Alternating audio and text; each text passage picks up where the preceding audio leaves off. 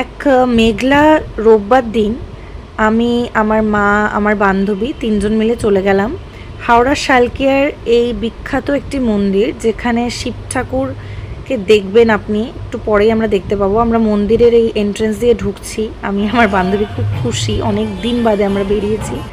মন্দিরটা ভীষণ সুন্দর, একটা ইভেন্ট চলছিল শ্রাবণ মাস যেহেতু। আর শিব ঠাকুরটাকে দেখুন, এবার শিব ঠাকুরের মূর্তিটা দেখুন, 20 ফিট প্রায় এটার হাইট, খুবই সুন্দর।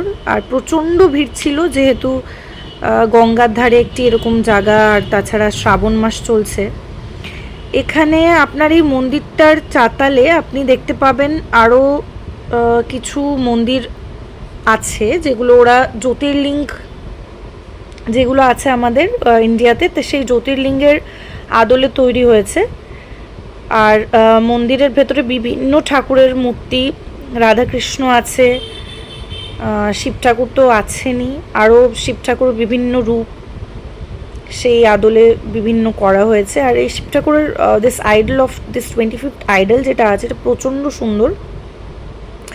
আর একটা বিশাল ভিড় ছিল এখানে, প্রচণ্ড ভিড় ছিল।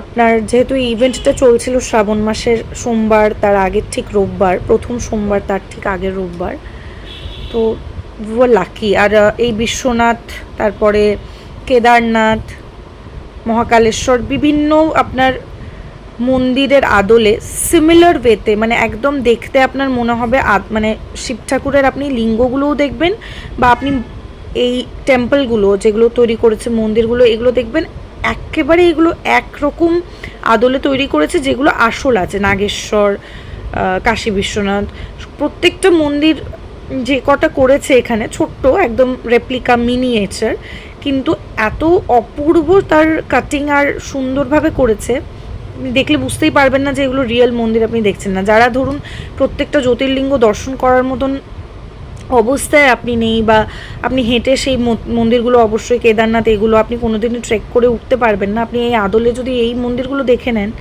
আপনার মন ভরে যাবে। এই আমার মা বৈদ্যনাথ মন্দিরের সামনে, প্রচণ্ড সুন্দর। আর প্রতিটা শিবলিঙ্গ আলাদা আলাদা, যেরকম শিবলিঙ্গগুলো আছে অ্যাকচুয়াল লোকেশনে সেরকমভাবে করা হয়েছে। ত্র্যম্বকেশ্বর, আমার মা ভীষণ খুশি ছিলেন সেই দিনকে, আমার মাকে নিয়ে গিয়ে আমি ভীষণ আপ্লুপ্ত হয়েছি। আমার মা বিশেষ বেড়াতে পারে না,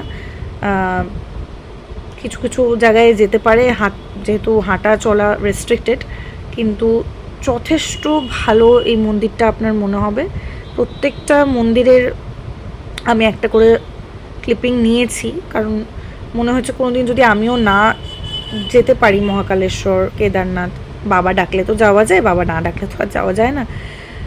তো সেই মন্দিরগুলো, সোমনাথের মন্দির আপনি দেখতে পাচ্ছেন, এই আমার ব্যাকগ্রাউন্ডে আপনি দেখতে পাচ্ছেন প্রত্যেকটা মন্দির, আর আমার সামনেও প্রত্যেকটা মন্দির আপনি দেখতে পাচ্ছেন। তো খুবই একটা শান্তিময় পরিবেশ মনে হচ্ছিল, আর যদিও প্রচণ্ড ভিড় ছিল, কিন্তু একটা মনের শান্তি, মানে আপনি দেখলে বুঝতে পারবেন। চেঁচামেচি এইসব তো না, প্রত্যেকজন লোক এসেছিলো অ্যান্ড তারা এনজয় করছিল, ছবি তুলছিল, আমার মতন রিলস করছিল। এটা যদিও আমার প্রথম রিল, আমি যেটা ইউটিউবে আপলোড করছি বা ফেসবুকে আপলোড করছি। আমি সাধারণত রিল তৈরি করি না বলতে, মানে এরকম রিল তৈরি করি না যেখানে আপনার আমি কোনো মন্দিরে গেছি and here comes hour Howrah bridge. আমাদের হাওড়া ব্রিজটা একদম সুন্দরভাবে মন্দিরের চাতাল থেকে দেখা যাচ্ছিল, ভীষণ সুন্দর লাগছিল, because it was an evening time, এটা সন্ধ্যের সময়, ঠিক আমরা সন্ধ্যে নামবে সেই সময়টায় গেছিলাম। আমি জানি না এই মুহূর্তটাকে কী বলে, সন্ধে মুহূর্তটাকে আমি ঠিক বলতে পারবো না, বাট আমি এই মূর্তিটা দেখে আমি ভীষণ শান্তি পেয়েছিলাম, আর আমার খুব খুব পছন্দ হয়েছিল, আমি খুব মন থেকে শান্তি পাচ্ছিলাম। আমার একটি অপারেশন হয়েছে কদিন আগে, অ্যান্ড তারপরে আমি মন্দিরটা যাচ্ছিলাম। সেকেন্ড আমরা চলে গেছিলাম খিদিরপুরের এই জগন্নাথ মন্দিরটায়। এই জগন্নাথ মন্দিরটা খুব রিসেন্টলি তৈরি হয়েছে, কিন্তু আমি দেখলাম খুবই সুন্দর, ছোটোর উপরে, কিন্তু জগন্নাথ মন্দিরের ভেতরে যেরকম পান্ডা পুরোহিতরা থাকেন উড়িষ্যার, এখানেও তাই ছিল। সেরকমই পুরোহিত ছিল। এন্ড আমরা পুজো দিয়েছিলাম। এন্ড এটা মন্দিরের চাতাল, আপনি দেখতে পাচ্ছেন মন্দিরেরটা ঠিক জগন্নাথ মন্দিরের আদলে করা হয়েছে। অবভিয়াসলি রেপ্লিকা, তাই সাইজে অনেকটাই ছোট,